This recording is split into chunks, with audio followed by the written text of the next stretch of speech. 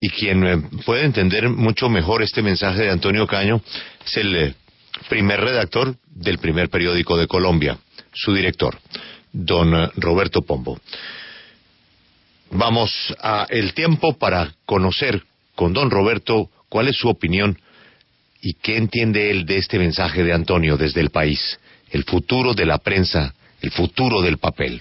Don Roberto, muy buenos días. ¿Qué lectura le da usted a este mensaje de Antonio? Muy buenos días, Julio. Ese es un mensaje muy interesante que tiene de nuevo que se haga público, pero todo lo que dice es un asunto totalmente conocido por los periodistas en el mundo. En todas partes está pasando lo mismo, pero está pasando en momentos distintos y de manera distinta. Él hace una descripción de lo que está pasando en España y en Europa, y esa tendencia, que es un aumento considerable de la aproximación de la gente al periodismo a través de plataformas digitales, una disminución paulatina de la aproximación de la gente al papel y una disminución de la publicidad en papel que se va yendo hacia las plataformas digitales, pero no en su totalidad. Eso está pasando en todas partes. ¿Qué pasa en otras regiones y qué pasa en Colombia?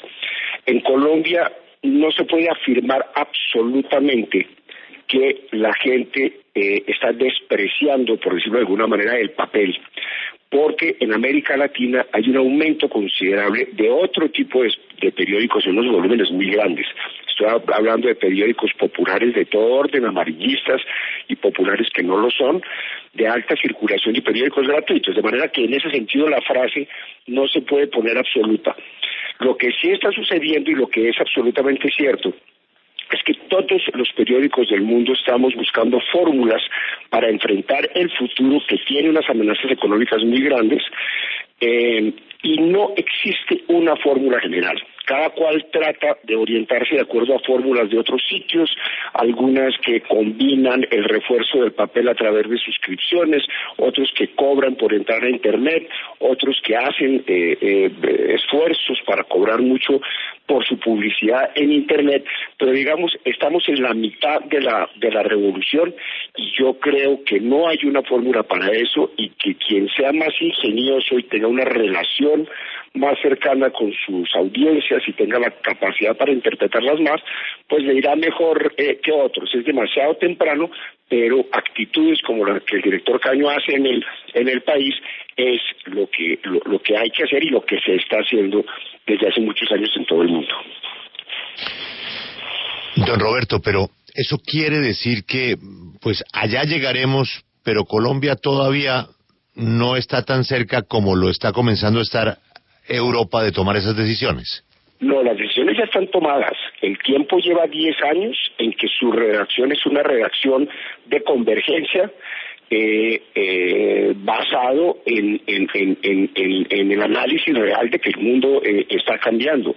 Eso es un hecho y hay que adaptarse a la forma de relación con las audiencias. El problema es qué va a pasar con el negocio, porque lo que es un hecho es que el negocio está en crisis, es decir, está en crisis el negocio teniendo en cuenta que hay una especie de revolución sangrienta en los medios de comunicación y estamos en la mitad de eso. Entonces, vamos a llegar, no sé a dónde vamos a llegar, yo tengo cosas claras, el periódico no va a desaparecer, el periódico va a disminuir su presencia física, va a cambiar la forma de su contenido buscando un periodismo mucho más analítico y de opinión, y lo que no está claro es cómo se va a sostener la infraestructura periodística de los medios en un medio mayoritariamente digital hacia el futuro, donde la plata no entra de la manera como entraba cuando solo había periódicos impresos. Entonces, ya todos estamos allá. Esa carta que escribió Caño la podía haber escrito cualquier periódico del mundo hace bastante tiempo. La declaración de principios es la que lo hace interesante. Declara públicamente lo que está sucediendo y lo hace desde el periódico impreso, que sigue siendo el periódico impreso de mayor circulación en España y pretende seguirlo siendo. Por eso es tan interesante que en esta discusión la gente no se dé por muerta, porque el país obviamente es un negocio mucho menos fuerte en el papel de lo que era hace una década, pero sin lugar a dudas es el periódico más importante en español de lejos y sigue siendo un negocio muy importante. Así es. Don Roberto, esta pregunta usted no me la va a responder, pero se la debo hacer. También tenemos que comenzar a prepararnos, sobre todo el mundo del tiempo en Internet, que es mayor que el mundo del tiempo en papel, como lo hemos explicado, a que los periódicos como El Tiempo, que están diseñados para ese futuro, pues tarde o temprano comiencen a cobrar por el contenido. Es decir, que haya que pagar por ver. ¿De eso estamos cerca, lejos o calientes? No, la respuesta sí se la puedo dar, la respuesta es sí. Uno no puede hacer gratis el oficio si no hay publicidad suficiente para hacerlo. La pregunta es de qué manera, y ahí es donde viene la ciencia. Yo no puedo cobrar por lo que todo el mundo ya tiene gratis. Es decir, hoy en día la información cotidiana, por llamarle de alguna manera, en un volumen muy grande, es gratis y se puede conseguir en cualquier lugar. Entonces yo no puedo pretender dar eso cobrando. Eso no será. Yo veo un futuro donde en periódicos como, por ejemplo, El Tiempo, la gente se pueda informar de una manera amplia sin tener que pagar un peso.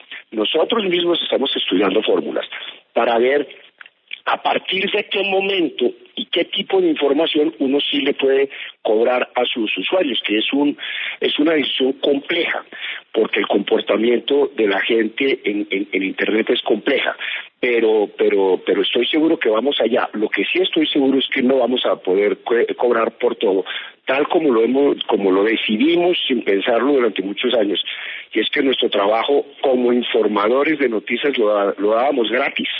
Yo creo que es muy difícil a estas alturas de la revolución tecnológica echarlos para atrás. Le doy un ejemplo, don Roberto, a ver si le estoy entendiendo bien. Se está produciendo la posible captura del presidente Lula da Silva, y ese es el titular. Entonces, el señor fue conducido a dar una declaración y se le metieron ya a sus computadores, a su casa, a su oficina. Ese titular, como usted dice, lo tiene todo el mundo, pero si El Tiempo tiene una entrevista exclusiva con Lula da Silva, ¿ahí sí cobra? Esa puede ser una fórmula. Uno puede escoger la fórmula que quiera, dependiendo de la conclusión a la que llegue analizando a sus lectores. Uno puede decir, yo tengo información especial de tal calidad por la cual yo puedo cobrar, entonces la gente que entra a ese sitio paga por eso, por esa entrevista o por muchas otras cosas más, dependiendo usted cómo las califique. Hay otra modalidad, la modalidad, por ejemplo, que hace el New York Times, que lo que llaman la pareja de pago es porosa, que quiere decir que una persona hace tanto número de clics, es decir, se aproxima a determinado número de noticias y entra a determinado número de títulos en la página web, y a partir de un número X, que puede ser 10, 20 o 30 al mes, a partir de ahí se le empieza a cobrar. O simplemente no se cobra por la información general como la que usted está relatando, y sí se cobra por otro tipo de información más complejo. Y hay unos casos que son los casos más sencillos, pero son los que menos exitosos y los que menos hay en el mundo, que son, por ejemplo, la prensa económica especializada. La prensa económica especializada se da el lujo de cobrar por todo, porque su información es fundamental para la toma de decisiones de la gente en sus negocios en todo el mundo. Entonces, un periódico prestigioso con esas características puede cerrar por completo su acceso al público o solo dejar de una manera muy superficial la información gratuita, y le queda más fácil y le resulta, ya ha resultado buen negocio a los grandes medios económicos, por las características de su información, cobrar mucho más y con más comodidad por ese contenido. Don Roberto, Antonio Caño hablaba en su carta, en su intervención, y también es general, como usted bien sabe, en todo el mundo, que está produciendo una desafección de los jóvenes hacia el papel. Pero me gustaría conocer su opinión si lo que se publica tiene interés para los jóvenes. Lo que se publica tiene interés para los jóvenes. Digamos, el ritual de comprar un periódico y de manipular un periódico no es un ritual es cada vez menos afín a los jóvenes, Rafael. Eso es indudable.